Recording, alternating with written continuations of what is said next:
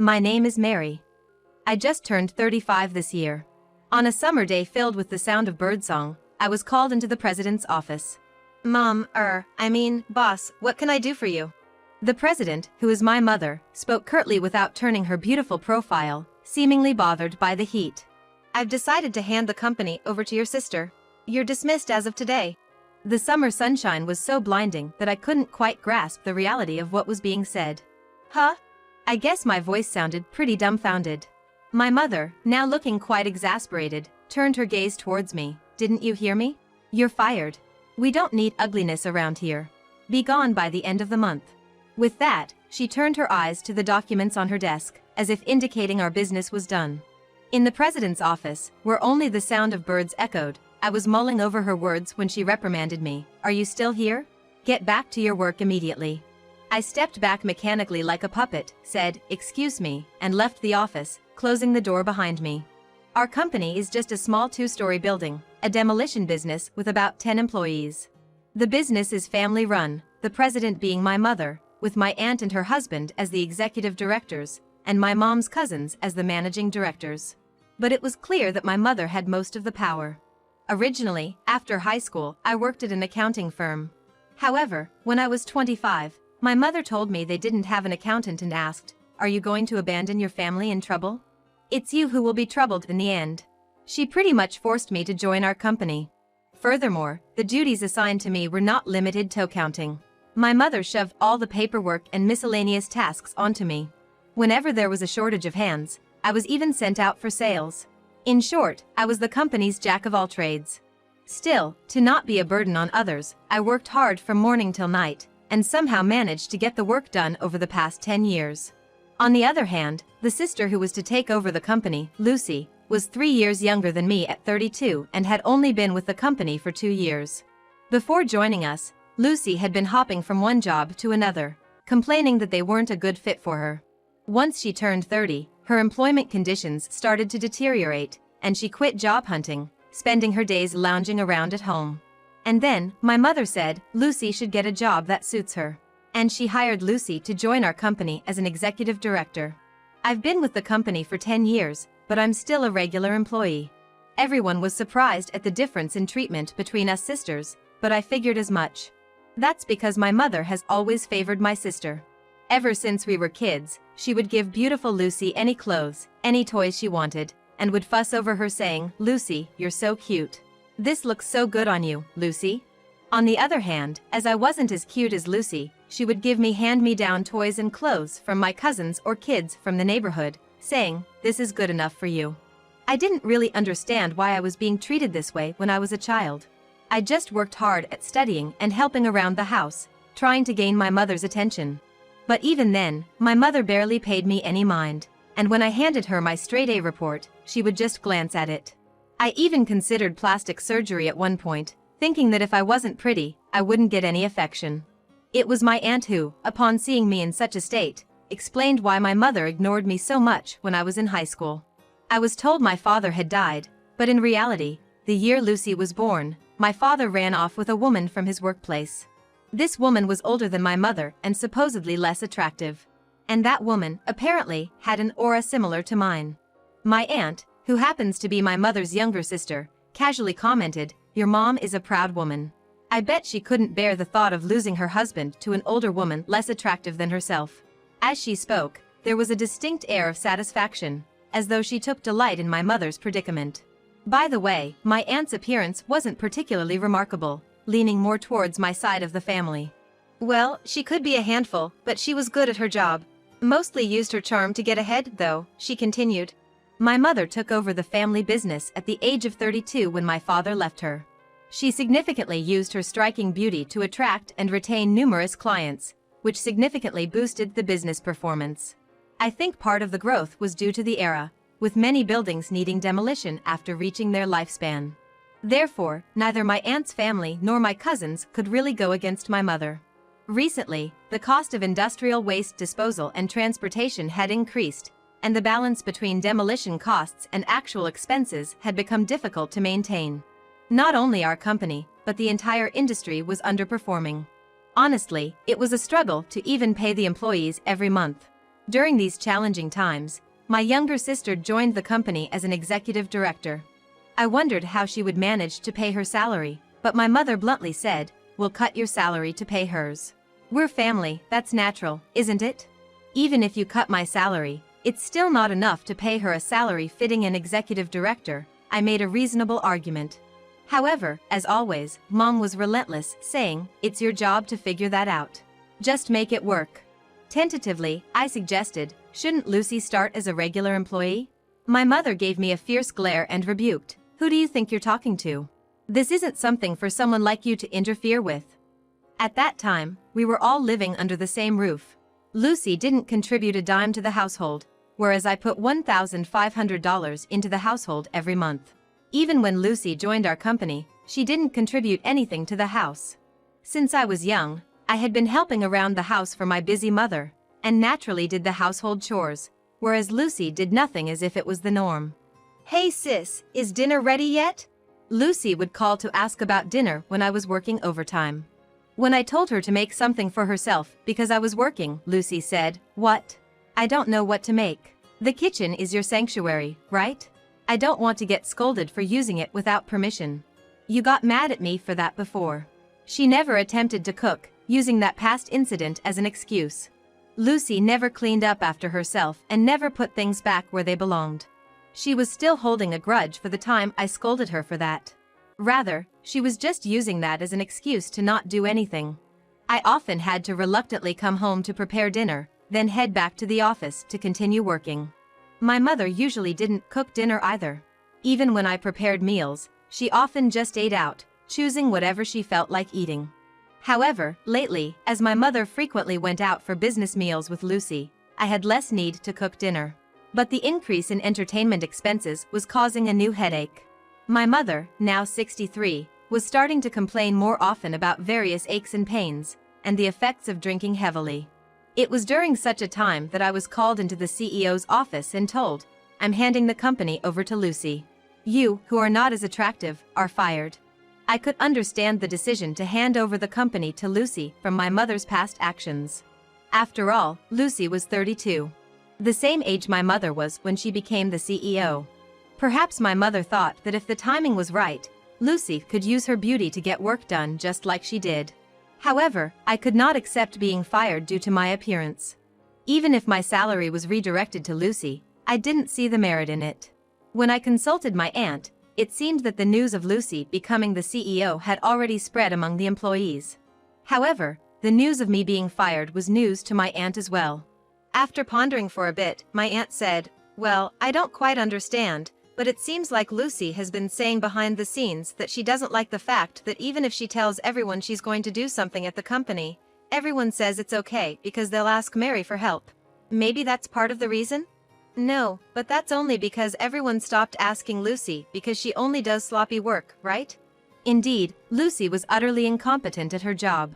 She always missed deadlines, made mistakes on the phone, and made many typographical errors. Even though she had some working experience, she seemed completely unaware of her lack of ability, perhaps because her beauty had always led to men covering up for her. She had never reflected on her actions. My aunt, understanding this point, said, "Well, that's true. But I think she sees you as a nuisance." Continuing on, she lamented, "But I never thought they would fire you. Without you, the company won't be able to function." She sighed, seeming troubled, but didn't go to argue with my mother because she knew she couldn't win. I felt utterly disgusted that I was related by blood to this utterly unreliable aunt. "Well, basically, I'm hated by both my mother and my sister, right?" I said in a dark voice, to which my aunt, not knowing what to say, responded, "Well, my sister is indeed terrible. But don't you think you'd be better off working somewhere else given all the skills you have? It's a waste to stay here." She suggested I quit. In her eyes, a faintly kind light of kinship glowed. I stood in the car, bathed in the red glow of the summer twilight, staring blankly at the distant mirage, and felt a sense of release. Maybe it's okay now. And then, I turned to my aunt and said, "You're right," with a broad smile on my face. It was the first time since I joined the company that I'd smiled so refreshingly. My aunt, a little puzzled by my smile, returned a somewhat sorrowful smile. And so, while I was busy creating handover documents, sorting out files so that anyone could understand, the end of the month, when I was to resign, came in the blink of an eye. When I went to the CEO's office on time, the sound of birds was no longer audible, and my mother and sister were happily chatting. "That sales guy definitely has a thing for you. Ew, that bald guy, no way." The two of them were laughing heartily, not noticing me. When I cleared my throat, they finally turned around, and my sister looked at me curiously and said, "What's up? If it's about dinner tonight, we don't need it. I'm resigning today. Thank you for everything." "Oh, is it today? I forgot." She laughed again. I felt refreshed knowing I wouldn't have to see their faces anymore. "I'm also moving out of the house, so please take care of yourselves." My mother mechanically responded, "Okay, good work."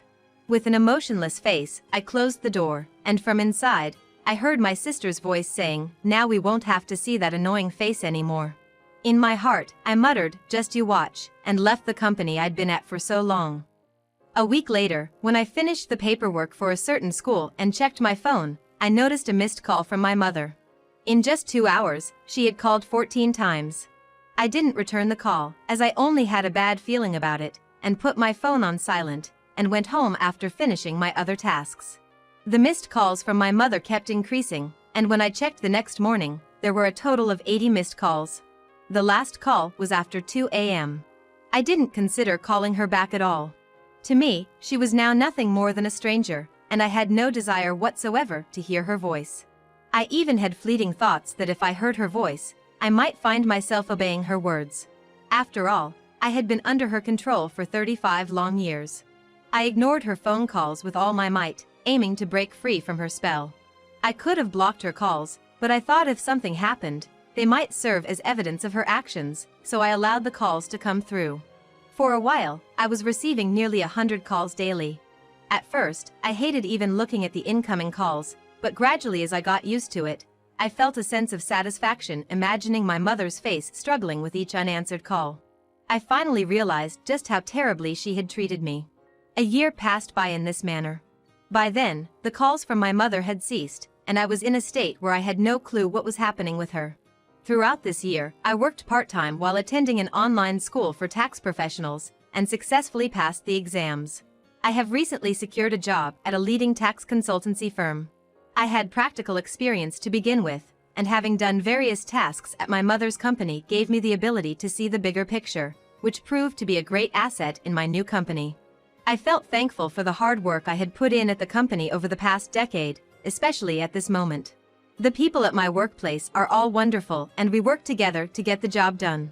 It's such a huge contrast from when I was left to figure everything out on my own, pushed around by my mother and sister, silently researching on my own, and working alone until the middle of the night.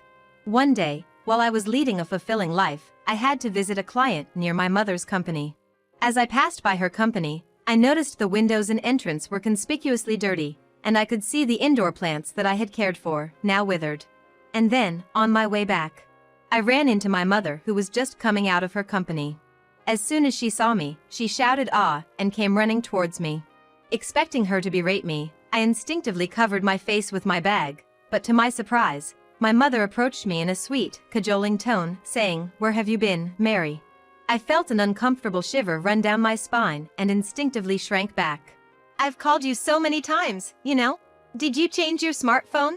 It seems she hadn't even considered the possibility that I might not want to contact her because I despised her.